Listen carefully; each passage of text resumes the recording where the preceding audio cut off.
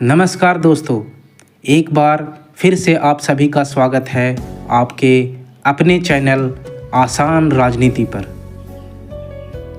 आज से पहले हमने समझा था कि विविधता क्या होती है, डाइवर्सिटी क्या होती है।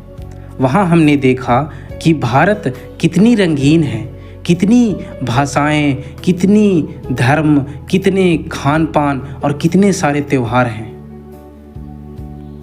पर आज की क्लास थोड़ी अलग है। आज हम बात करेंगे उस दर्द की जो तब होता है जब विविधता को ताकत नहीं बल्कि कमजोरी बना दिया जाता है। जब किसी की भाषा, धर्म, जाति या लिंग के आधार पर उसके साथ बुरा व्यवहार होता है तो इसे कहते हैं भेदभाव। दोस्तों, ये विषय सिर्फ किताबी नहीं है, यह हमारी ज़िंदगी है, असली ज़िंदगी, कच्ची ज़िंदगी और एक सच्ची ज़िंदगी। इसलिए आज मैं चाहता हूँ कि आप सिर्फ सुने नहीं बल्कि महसूस भी करें। तो चलिए दोस्तों, शुरू करते हैं। आखिर ये भेदभाव होता क्या है, यहाँ से समझने की कोशिश करते हैं। एक कहानी के माध्यम से जो शायद आपने देखी हो, वहाँ से समझते हैं। मान लीजिए कि आपकी कक्षा में, आपकी क्लास में एक नया बच्चा आता है। उसका नाम कुछ भी रख दीजिए, जैसे राहुल रख दीजिए। वो राहुल आया। राहुल दूसरे राज्य से आया है। उसकी हिंदी थोड़ी अलग है, उसका खान पान अलग है, उसके कपड़े थोड़े अलग हैं। पहले दिन कुछ बच्चों ने उसकी भाषा का मजाक उड़ाया, कुछ ने उसके साथ बैठने से मना कर दिया।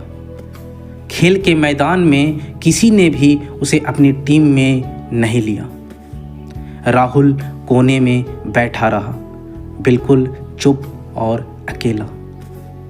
दोस्तों रुकिए, एक पल के लिए ज़रा सोचिए, अगर आप राहुल होते तो आपको कैसा लगता? यही दर्द है भेदभाव का। दोस्तों, भेदभाव यानी डिस्क्रिमिनेशन, यह तब होता है जब किसी के साथ उसकी जाति, धर्म, भाषा, लिंग, रंग या किसी और पहचान के आधार पर अनुचित व्यवहार किया जाए। दोस्तों, ध्यान से समझिएगा इस टॉपिक को। हर फर्क जो है, हर अंतर जो है, भेदभाव नहीं होता। अगर कोई परीक्षा में अच्छा करता है तो उसे इनाम मिलता है, यह भेदभाव नहीं है, यह मेहनत का फल है। पर अगर किसी को सिर्फ इसलिए नौकरी नहीं मिलती क्योंकि वो किसी खास जाति का है तो यह है भेदभाव। अगर किसी को सिर्फ इसलिए कक्षा में पीछे बिठाया जाए क्योंकि वो लड़की है तो यह है भेदभाव।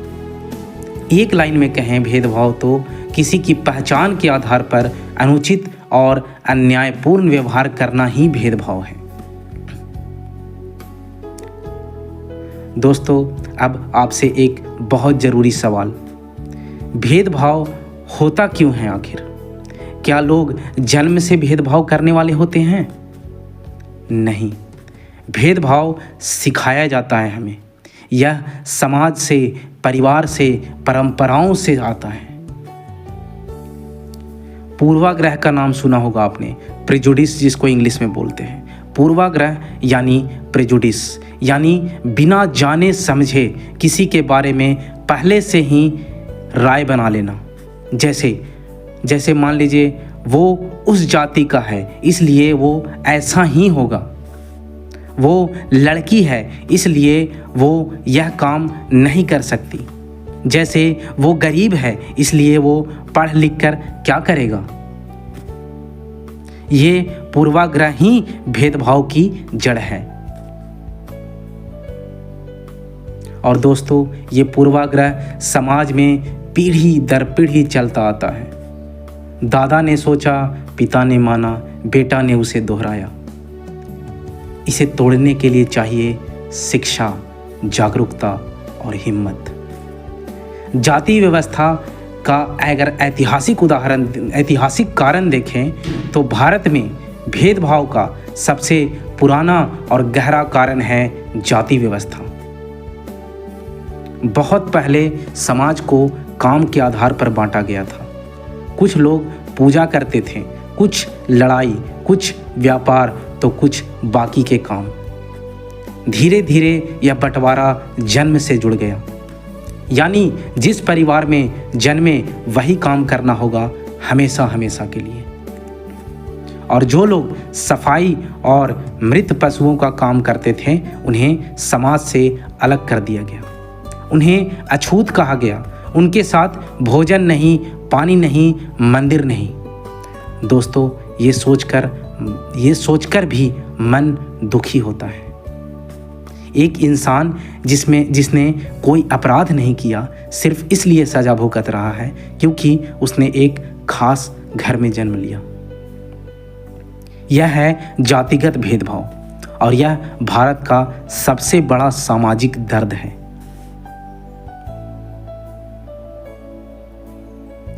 याद रखो, पूर्वाग्रह, जिसको प्रेजुडिस बोलते हैं, बिना जाने राय बनाना, यही भेदभाव की जड़ है। दोस्तों, दोस्त समीर की कहानी के आधार पर हम इसको समझने की कोशिश करेंगे, जो आपको अंदर से हिला देगी। दोस्तों, अब ये कहानी सुनिए। ये कहानी किताब से ली गई है, आपके पाठ्यक्रम के किताब से ली गई है, पर मैं इसे आपको और गहराई से समझाता हूँ। समीर एक और समीर दो। एक शहर में दो लड़के हैं और दोनों का नाम समीर है। समीर एक अच्छे घर में पैदा हुआ। पिता सरकारी नौकर हैं, अच्छे स्कूल में पढ़ता है वो। घर में किताबें हैं, कंप्यूटर है। माँ पढ़ी लिखी है जो उसे होमवर्क में मदद करती है। और समीर दो का बात करें तो समीर दो एक गरीब परिवार में पैदा हुआ। पिता दिहाड़ी मजदूर हैं, वो उसी शहर की एक सरकारी स्कूल में पढ़ता है। घर में रोशनी के लिए एक बल्ब है। माँ कभी स्कूल नहीं गई।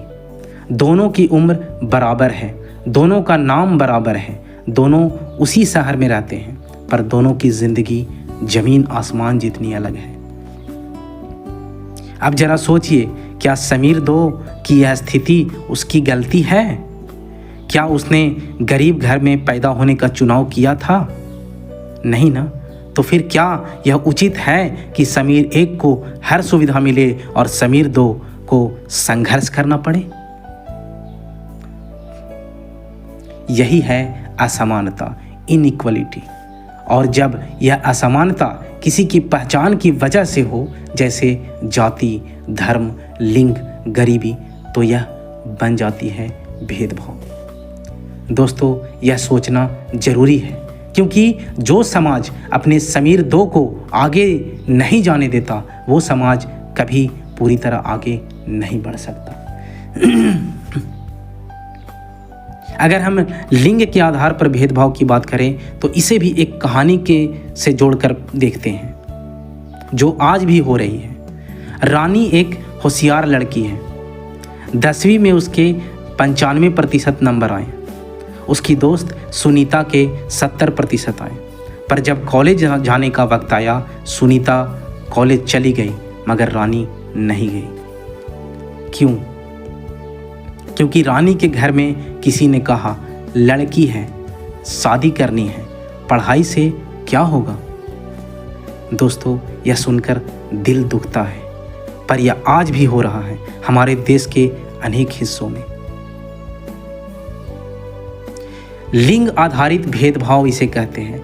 लिंग आधारित भेदभाव यानी जेंडर डिस्क्रिमिनेशन। जब किसी के साथ सिर्फ इसलिए अनुचित व्यवहार हो क्योंकि वो लड़की है या फिर लड़का है। यह भेदभाव कई रूपों में देखने को मिलता है। घर में लड़की को ज़्यादा खाना, घर में लड़के को ज़्यादा खाना और लड़की को कम। लड़के को स्कूल और लड़की को घर। लड़के का काम बाहर जाना, लड़की का काम घर संभालना। लड़के के जन्म पर उत्सव, लड़की के जन्म पर मातम। दोस्तों जरा सोचिए, क्या इसमें लड़की की कोई गलती है? बिल्कुल नहीं। यह है भेदभाव और यह गलत है, पूरी तरह गलत। अगर बदलाव की बात करें आज के समय में, तो दोस्तों एक अच्छी खबर भी है। आज भारत में लाखों लड़कियां डॉक्टर, वकील, इंजीनियर, पायलट, वैज्ञानिक, सेना में अफसर बन रही हैं। कल्पना चावला भारत की पहली महिला अंतरिक्ष यात्री एक साधारण हरियाणा के शहर से थी। मैरी कॉम मणिपुर की एक छोटी सी जगह से निकलकर विश्व मुक्केबाजी चैंपियन बनी। पीटी उषा, साइना नेहवाल, मिताली राज, इन सब ने भेदभाव को तोड़कर नया इतिहास लिखा। दोस्तों अब हम इसे और आगे समझने की कोशिश करते हैं भी डॉक्टर भीमराव अंबेडकर की कहानी के माध्यम से, जिसने भेदभाव को चुनौती दी। दोस्तों अब एक महान इंसान, इन महान इंसान की कहानी सुनिए। बाबा साहब की संघर्ष गाथा से समझते हैं। भीमराव रामजी अंबेडकर, जिन्हें हम बाबा साहब कहते हैं, इनका जन्म 1891 में हुआ था। वे महार जाति से थे, जिसे उस समय अछूत माना जाता था। बचपन में स्कूल में उन्हें कक्षा से बाहर बैठना पड़ता था। पानी के नल को हाथ नहीं लगाने दिया जाता था। ऊंची जाति के बच्चे उनके पास नहीं बैठते थे, पर उन्होंने हार नहीं मानी। वे पढ़ते रहें, लड़ते रहें और आगे बढ़ते रहें। उन्होंने कोलंबिया विश्वविद्यालय अमेरिका से डॉक्टरेट यानी पीएचडी की उपाधि धारण की। लंदन स्कूल ऑफ इकोनॉमिक्स से डिग्री ली, कई भाषाएं सीखी और फिर उन्होंने भारत के संविधान को लिखा। वो हमारे संविधान के मुख्य निर्माता हैं। जिस इंसान को बचपन में पानी छूने नहीं दिया गया, उसी इंसान ने उस देश का कानून लिखा जो उस सबको बराबरी का हक देता है।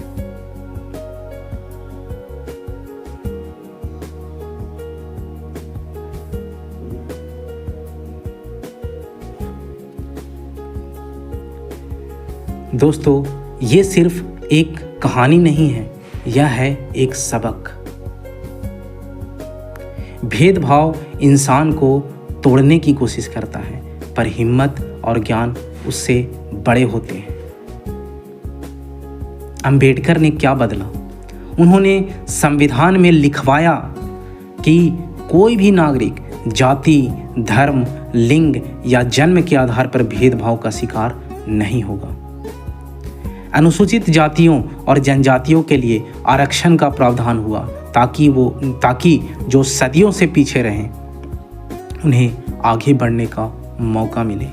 अस्पृश्यता यानी छुआछूत को कानूनी रूप से अपराध घोषित किया।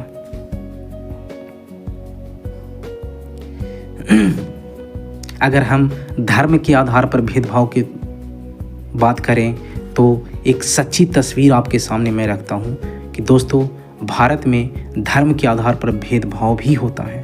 कभी कभी किसी मुस्लिम परिवार को किराए का मकान नहीं मिलता, हम मुसलमानों को किराया नहीं देते।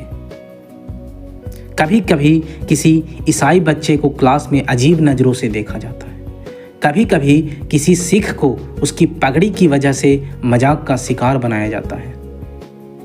दोस्तों यह सब है भेदभाव और यह सब गलत है।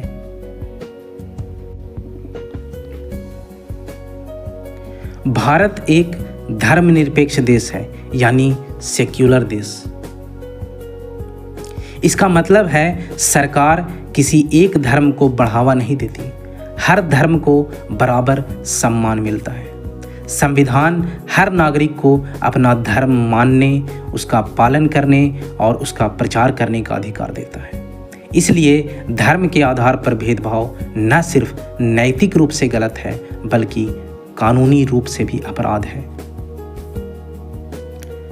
दोस्तों संविधान और कानून क्या होता है, इसे हम आइए कुछ अधिकारों के माध्यम से समझते हैं। जैसे समानता का अधिकार, अनुच्छेद आर्टिकल 14 से लेकर के 18 तक। दोस्तों, जब देश आज़ाद हुआ तो संविधान बनाने वालों ने यह तय किया कि भेदभाव को जड़ से खत्म करना होगा। इसके लिए संविधान में मौलिक अधिकार दिए गए। अनुच्छेद 14 कानून की नज़र में सब बराबर हैं, यानी राजा हो या रंक, कानून सबके साथ एक जैसा व्यवहार करेगा। ये अनुच्छेद 14 में बताया गया। अनुच्छेद 15 की बात करें तो धर्म, जाति, लिंग, जन्म स्थान के आधार पर भेदभाव नहीं होगा। कोई भी सार्वजनिक जगह जैसे दुकान, होटल, कुआं, सड़क किसी के लिए बंद नहीं होगी। अनुच्छेद 17 की बात करें तो अस्पृश्यता यानी छुआछूत पूरी तरह बंद कर दिया गया और ऐसा करना अपराध है। अनुच्छेद 18 की बात करें तो कोई भी सरकारी उपाधि जो भेदभाव को बढ़ावा दे बंद कर दिया गया। दोस्तों, यह सब कानून में लिखा है, पर कानून तब काम करता है जब हम सब उसे जाने, समझे और उसे लागू करने की मांग करें। इसी तरह से एक कानून की बात करते हैं दोस्तों, protection of civil rights act 1955। 1955 में एक खास कानून बना जो छुआछूत करने वाले को सजा देता है, और 1989 में SC/ST prevention of atrocities act बना जो दलितों और आदिवासियों के खिलाफ होने वाले अत्याचारों को रोकता है। यानी भेदभाव सिर्फ नैतिक रूप से गलत नहीं, यह कानूनी अपराध भी है। दोस्तों, अब सबसे जरूरी सवाल, भेदभाव को रोकने की जिम्मेदारी सिर्फ सरकार की नहीं है, यह हम सबकी है। अगर कोई आपकी कक्षा में किसी बच्चे का मजाक उड़ाए, उसकी भाषा का, उसकी जाति का, उसके धर्म का, तो चुप मत रहिए, बोलिए ये गलत है। एक आवाज़ काफ़ी होती है, एक आवाज़ से 10 आवाज़ें जुड़ती हैं। अगर घर की बात करें तो अगर घर में कोई बड़ा किसी के बारे में पूर्वाग्रह यानी प्रेजुडिस से बात करे तो शांति से सवाल पूछिए, पर उनसे पूछिए कि ऐसा क्यों। सवाल पूछना ही बदलाव की शुरुआत होती है। जितना ज़्यादा पढ़ेंगे उतना ज़्यादा समझेंगे, और जितना ज़्यादा समझेंगे उतना कम डरेंगे भेदभाव से। तो शिक्षा सबसे बड़ा हथियार है भेदभाव के खिलाफ। अगर दोस्तों की बात करें तो अलग अलग जाति, धर्म, भाषा के बच्चों से दोस्ती करिए। जब आप किसी को जानते हैं तो उससे डर नहीं लगता, और जब डर नहीं तो भेदभाव नहीं। आज आप एक काम कर सकते हैं कि किसी ऐसे बच्चे से दोस्ती करें जो आपसे बिल्कुल अलग है।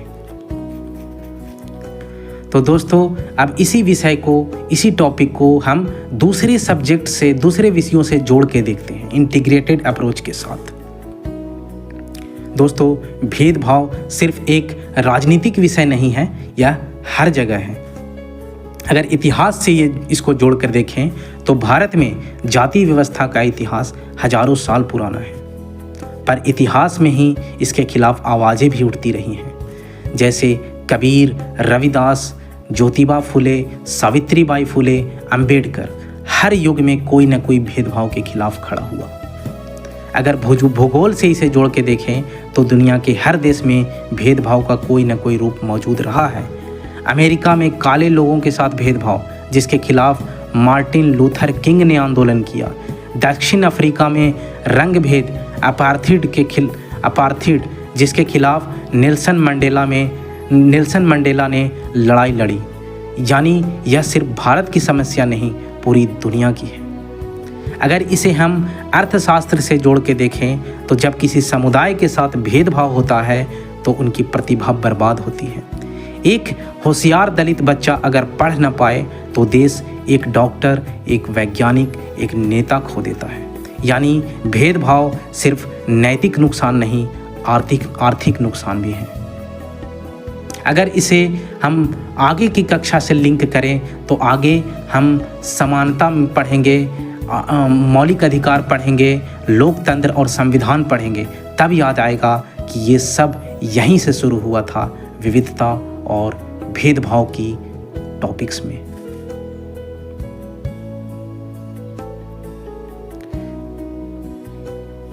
तो दोस्तों, आज की क्लास ख़त्म करने से पहले मैं आपसे एक बात कहना चाहता हूँ। आप में से जो भी कभी भेदभाव के शिकार हुए हों, जाति से, धर्म से, लिंग से, गरीबी से, यह सुनिए, आप कम नहीं हैं। आपकी प्रतिभा, आपकी मेहनत, आपका सपना किसी की जाति से, किसी के पूर्वाग्रह से बड़ा है।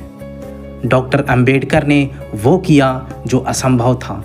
कल्पना चावला ने वो किया जो लड़कियां नहीं कर सकती, और आप भी कर सकते हैं। और जो भेदभाव कर रहे हैं या कभी आपसे हुआ हो, उन्हें भी एक संदेश है। हर इंसान बराबर है, हर इंसान की एक गरिमा है। यह हमारा संविधान कहता है, यह हमारी अंतरात्मा कहती है, और यही सच है। अगली क्लास में हम पढ़ेंगे गवर्नमेंट के बारे में, और इसे जोड़कर देखेंगे पिछले विषयों से, कैसे बनती है, क्यों ज़रूरी है, और हमारे जीवन में सरकार की भूमिका क्या है। तब तक के लिए सोचते रहिए, सवाल पूछते रहिए, और भेदभाव के सामने कभी चुप मत रहिए। और जो भी आपको डाउट हो, कमेंट बॉक्स में ज़रूर लिखिए। तब तक के लिए जय हिंद।